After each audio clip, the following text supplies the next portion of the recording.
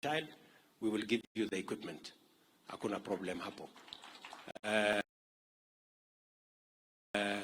Procurement ilikuwa na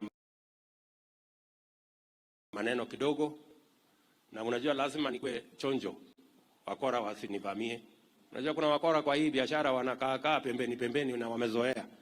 So nimewakazia macho na nimewaambia either mtahama Kenya ama mtaenda jela. Hakuna, there are no two ways about it.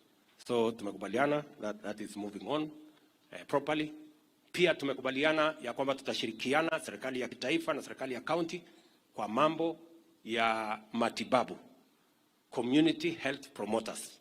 Tumekubaliana ya kwamba community health promoters italipwa nusu na county government, na mimi nimejitolea hata ingawaje ni kazi ya county, sisi pia tutalipa half kwa hawa community health promoters.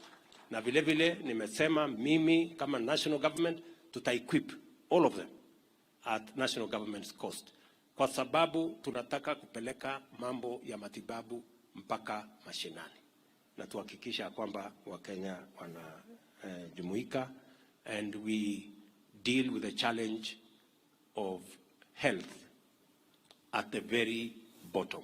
Tuhakikisha kwamba inakuwa bottom up. So najua nimesema mambo mengi, lakini ni ya muhimu kwa sababu unajua hii siasa iko na makelele mpaka hata watu hawajui mambo inaenda namna gani.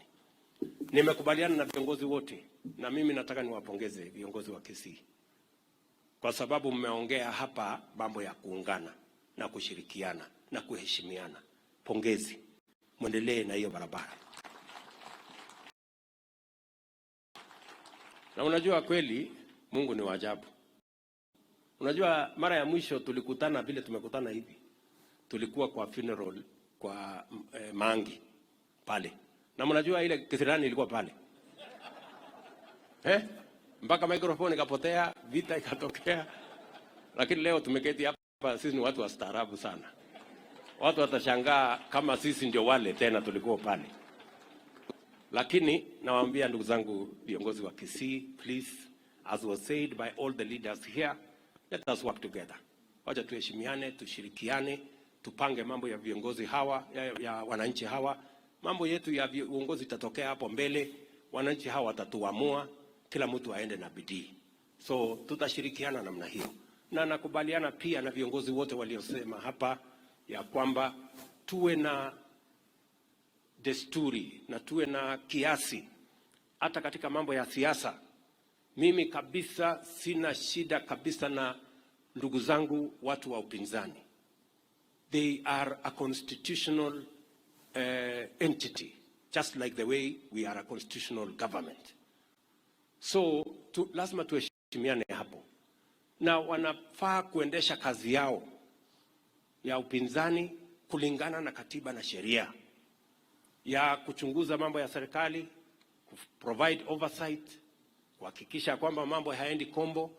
Tunashirikiana kupigana na ufisadi, tunashirikiana kukwamisha mambo ambayo sio mazuri.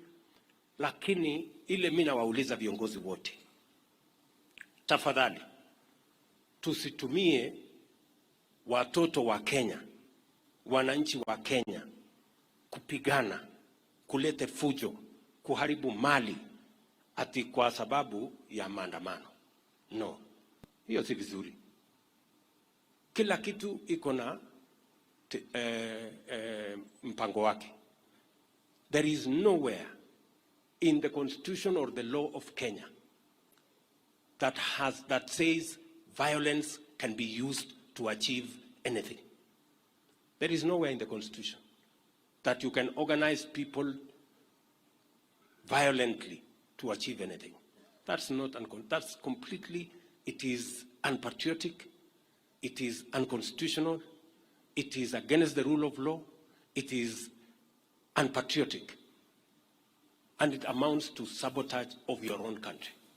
So mimi nawauliza viongozi wote wenzangu, tushirikiane.